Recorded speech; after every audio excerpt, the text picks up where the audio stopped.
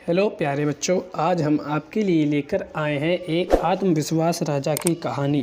ऐसी ही कहानी देखने के लिए हमारे चैनल को सब्सक्राइब करें। चलिए चलते हैं अपनी कहानी की ओर।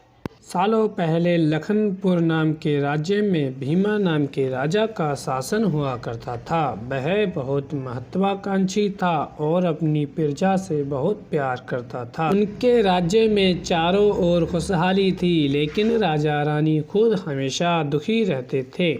उनके पास धन दौलत शोहरत सब कुछ था, लेकिन उनकी संतान न थी। संतान पाने के लिए राजा और रानी पूजा पाठ जप तप सब करके देख चुके थे, लेकिन कोई फायदा नहीं हुआ। एक दिन महर्षि के कहने पर राजा ने महायज्ञ कराने का फैसला किया। यज्ञ और भगवान के प्रताप से राजा को एक बहुत सुंदर कन्या की प्राप्ति हुई। राजा रानी के साथ पूरी प्रजा खुशी से झूमने लगी। राज्य में चारों तरफ खुशी का माहौल छा गया। राजा ने सारे नगरवासियों को पिता बनने की खुशी में भोज्य पर आमंत्रित किया। राजकुमारी बड़ी होने लगी। वह काफ़ी सुंदर और गुणवान थी।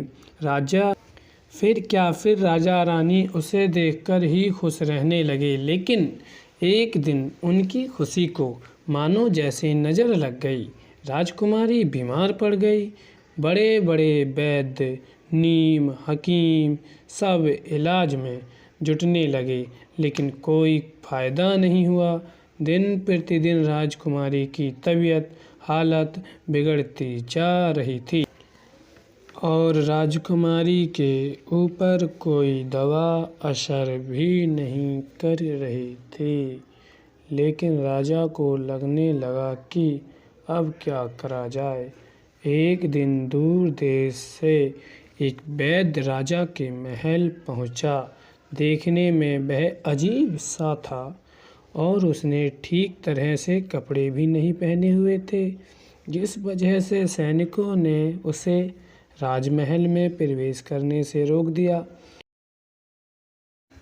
वैद्य ने राजा से एक बार मिलने की गुजारिश करते हुए कहा कि मैं राजकुमारी को ठीक कर सकता हूँ, लेकिन किसी ने उसकी बात पर यकीन नहीं किया।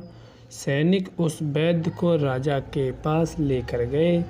वैद्य ने सबसे पहले राजा को अपना परिचय दिया और कहा कि मैं आपकी बेटी को ठीक कर सकता हूँ। राजा उसकी बात सुनकर प्रसन्न हुआ, लेकिन उसका रहन सहन देखकर राजा ने भी उस पर यकीन नहीं किया। उधर राजकुमारी की तबीयत दिन प्रतिदिन खराब होती जा रही थी, इसीलिए राजा किसी वैद्य पर यकीन नहीं कर पा रहे थे। लेकिन उस वैद्य का आत्मविश्वास देखकर राजा ने उसे एक मौका देने का फैसला किया। राजा ने वैद्य को बोला कि अगर राजकुमारी ठीक नहीं हुई तो उसका अंजाम भुगतने के लिए तुम्हें तैयार रहना होगा। इस पर वैद्य ने बोला, ठीक है, लेकिन अगर राजकुमारी ठीक हो गई तो मुझे क्या मिलेगा? राजा ने कहा, जो मांगोगे मिलेगा। वैद्य राजी हो गया। राजा खुद उस वैद्य को लेकर राजकुमारी के पास गया।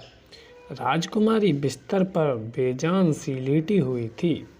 ऐसा लग रहा था जैसे किसी ने उसका सारा नूर निकाल लिया हो। चेहरा दर्द से डूबा पीला पड़ गया था। वैद्य राजकुमारी के करीब पहुंचा और नब्ज टटोलने लगा। फिर उसने थैले से जड़ी बूटियों से तैयार दवा की पुड़िया निकाली, राजकुमारी के मुंह में डाल दी। आपकी बेटी जल्दी ठीक हो जाएगी। वैद्य जी की बात सुनकर राजा रानी के मन में बेटी के ठीक होने की उम्मीद की किरण जाग उठी। ऐसे ही इलाज करते हुए 2 महीने बीत गए। धीरे धीरे राजकुमारी की हालत में सुधार होने लगा। उसके चेहरे की चमक लौटने लगी। राजा रानी के चेहरे की खुशी भी झलकने लगी। एक दिन वैद्य ने राजा से कहा, महाराज, राजकुमारी अब ठीक हो गई है। ये 1 महीने की पुड़िया बनाकर देता हूँ। इसे समय पर राजकुमारी को देते रहना। इसके बाद राजकुमारी पूरी तरह स्वस्थ हो जाएगी। ये बीमारी दोबारा उसके पास भी नहीं भटकेगी। और कहा कि वादे के मुताबिक मैं तुम्हें तुम्हारा इनाम देना चाहता हूँ। बताओ तुम्हें क्या चाहिए। वैद्य बोला, सोच लीजिए। राजा जी, आप अपने वादे पर कायम रह पाएंगे। राजा ने बोला, तुमने मेरी बेटी को स्वस्थ किया है, बोलो क्या मांगते हो। वैद्य ने मुस्कुराते हुए कहा, आपका आधा राज्य और बेटी का हाथ। इतना सुनते ही राजा आग बबूला हो गया। उसने अकड़ते हुए कहा, तुम होश में तो हो? अगर तुमने मेरी बेटी के प्राणों की रक्षा न की हो तो तुम अब तक यमलोक पहुंच गए होते। उसने सैनिकों को आदेश दिया कि इसे राज्य से बाहर निकाल दिया जाए। वैद्य कुटिलता से मुस्कुराते हुए वहां से चला गया। इस घटना के कुछ दिन ही बीते थे कि एक दिन फिर राजकुमारी की हालत बिगड़ गई। उसका शरीर नीला पड़ गया। अनान फनान में राजवैद्य को बुलाया गया। राजवैद्य ने बताया कि राजकुमारी को जहर दे दिया है। इसका तोड़ किसी के पास नहीं है। कुछ देर बाद राजकुमारी ने दम तोड़ दिया। पूरे राज्य में मातम छा गया। राजा रानी शोक में डूब गए। छानबीन में पता चला कि वैद्य ने राजकुमारी को 1 महीने की पुड़िया दी। उनमें से एक पुड़िया में जहर था। वैद्य को पहले ही शक था कि राजा उसकी बात नहीं मानेगा, इसलिए एक पुड़िया में जहर भरकर रखा था। उसने सोचा कि अगर राजा शादी के लिए मान जाता है तो वह जहर वाली पुड़िया हटा देगा, लेकिन अगर नहीं माना तो इसकी सज़ा राजकुमारी को भुगतनी ही होगी। वैद्य की चाल कामयाब हो गई। तो बच्चों, इस कहानी से हमें ये सीख मिलती है, अगर कोई वादा किया जाए तो उसे पूरा करना ज़रूरी चाहिए।